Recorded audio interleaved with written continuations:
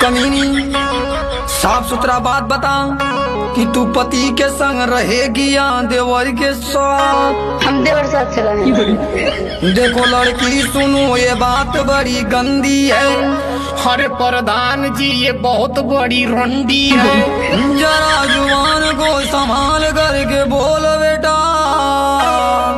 अरे प्रधान जी इन्होंने का मुड़ी काट देता। बोले तो ये बताओ क्यों ये तुझे छोड़ी है? जड़ झगड़े की ये प्रधान इसकी ढोढ़ी है।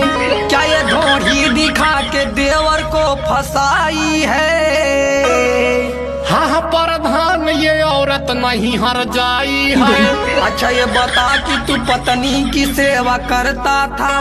मैं तो बाहर था, मेरा भाई सेवा करता था। तू जो सेवा